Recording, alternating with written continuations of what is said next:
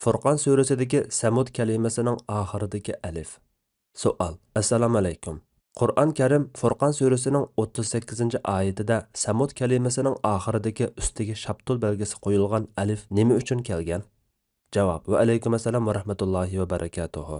Barliq hamdu sanolar Janobi Allohga bo'lsin. Durud va salomlar payg'ambarimizga, u zotning oila tavobatlariga, ashablarga va u zotga toki qiyomatgacha ergashganlarga bo'lsin. Furqon surasi 38-oyatdagi Samud so'zi oxirida bir alif qo'yilgan bo'lib, bu so'zni tanvinlik o'qish yoki tanvinsiz o'qish masalasida qorilar o'ttirisida ko'z qarash o'xshash emas. Shunga alifni qo'yib ustiga shaptulsiman belgi qo'yish balki ashu ikki xil qiraatga ishorat bo'lsa kerak. Samud degan so'zni tanvinsiz o'qishning sababi buningdan qabila maqsad qilindi. Qabila muannas.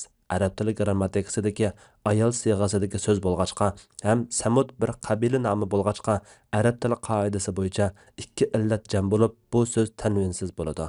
Samud degan so'zni tanvinlik o'qishning sababi buningdan qabila maqsad qilinmay, hay, ya'ni bir aymoq yoki ularning cho'ng bo'si maqsad qilindi.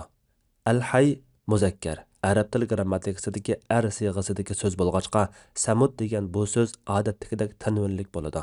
Hud surasi 68-oyat, Ankabut surasi 38-oyat, Najm surasi 51-oyatlaridagi Samud kalimasidami shundoq ixtilof bor. Qorilardan Hafs, Hamza va Yaqub qatorliqlar yuqorqi 4 o'rinda qabila nomi bilan muannas jam bo'lg'achqa tanvinsiz qiraat qilgan. Bular Samud degan so'zda to'xtamoqchi bo'lsa, alif yozilgan bo'lsa-mu alifsiz Samud deb to'xtaydi. Qorilardan Abu Bakr Najm surasida shundoq qiraat qilgan. Boshqa qorilar bo'lsa, hay, ya'ni bir aymoq maqsad qilindi deb tanvin bilan qiraat qilgan.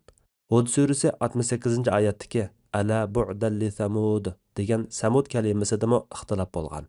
Kasai dal harfini tanvin qilib zir o'qigan.